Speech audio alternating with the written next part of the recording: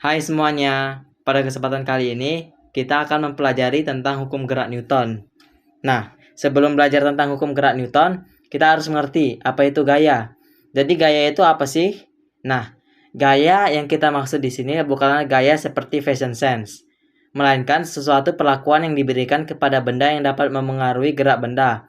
Contoh, ketika kalian mendorong kardus, kalian memberi gaya kepada kardus tersebut yang menyebabkan kardus tersebut bergerak.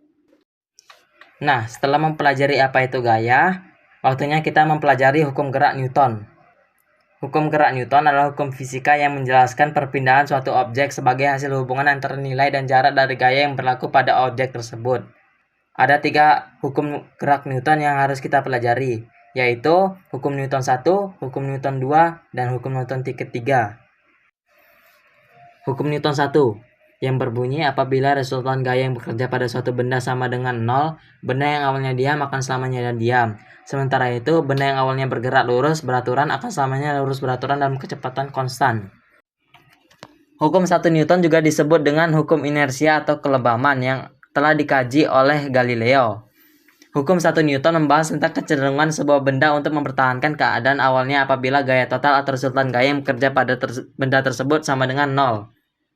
Nah, contoh dari hukum gerak 1 Newton adalah jika ada sebuah buku yang diam di atas meja. Nah, diamnya buku tersebut disebabkan oleh gaya total yang bekerja padanya sama dengan 0. Hukum Newton 1 memiliki rumus sigma F sama dengan 0. Hukum Newton kedua. Bunyi dari hukum Newton kedua yaitu percepatan sebuah benda berbanding lurus dengan gaya total yang bekerja terhadapnya, tetapi berbanding balik dengan masanya. Arah percepatan akan sama dengan arah gaya total yang bekerja padanya. Contohnya kalian dapat melihat pada gambar tersebut. Ketika orang itu mendorong suatu benda dengan gaya yang sama, namun benda itu memiliki massa yang berbeda, percepatannya juga akan berbeda. Hukum Newton kedua dirumuskan sebagai A atau percepatan sama dengan F atau gaya dibagi dengan M atau massa. Hukum Newton 3.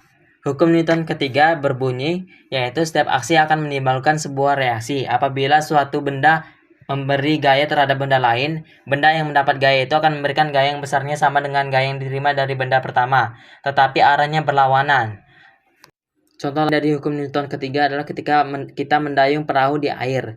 Saat kita menggerakkan dayung ke belakang, perahu akan bergerak ke depan. Hal ini terjadi karena dayung memberikan gaya aksi yang sebanding dengan gaya reaksi yang diberikan oleh perahu, namun berlawanan arahnya. Sekian dari saya, mohon maaf jika ada salah kata. See you next time.